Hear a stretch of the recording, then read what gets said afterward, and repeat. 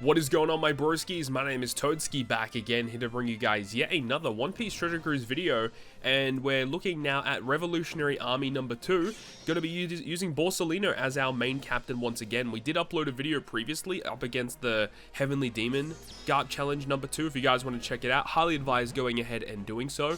There is going to be some overlap between these two teams. Of course, we're running double Borsalino captains. Very similar to the other team though. We have the Kuzan and we have the Sakazuki. These characters are just so freaking good, man. I love the fact that they do this.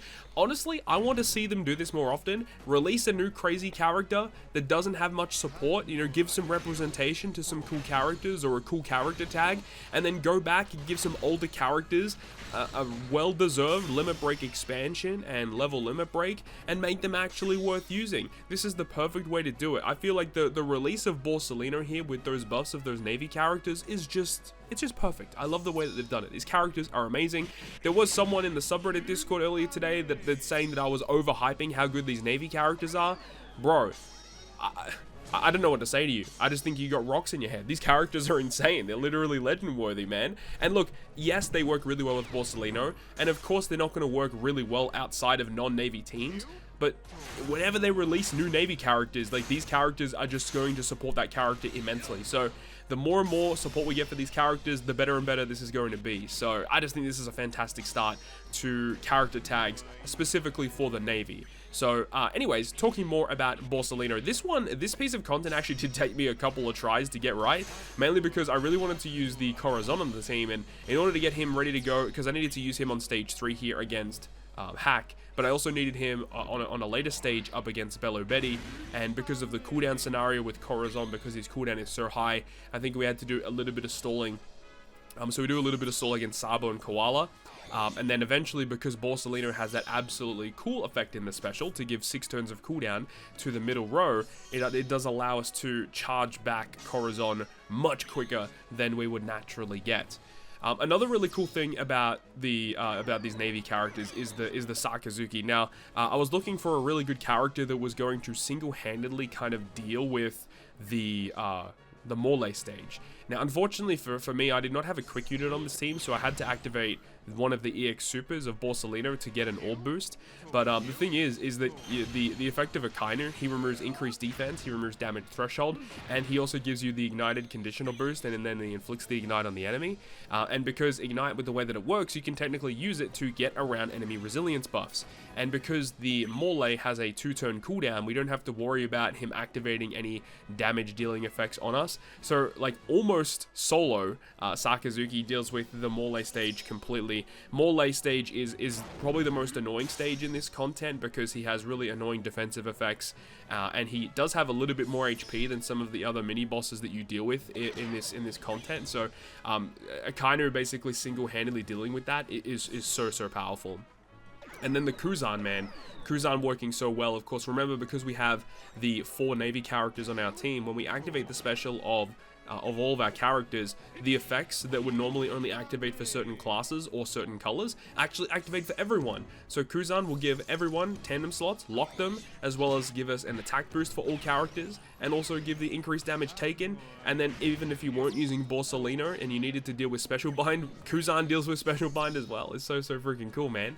And then the last character that we are using is version 1 Rayleigh. Now, Rayleigh is a really cool character because he has the ability to remove a bunch of bind despair with level limit break. He removes paralysis as well as providing an orb boost. So Rayleigh with the level limit break is super clutch for this team, dealing with the stage with Ivankov, and then also because of his crewmate ability, where every time another character launches a special, Rayleigh actually receives cooldown. So with that in mind, we can actually get Rayleigh to launch a little bit later. I believe it's stage 8 against Lindbergh, where there's bind and paralysis. Rayleigh can, again, single-handedly deal with all of that stuff, which is just absolutely fantastic.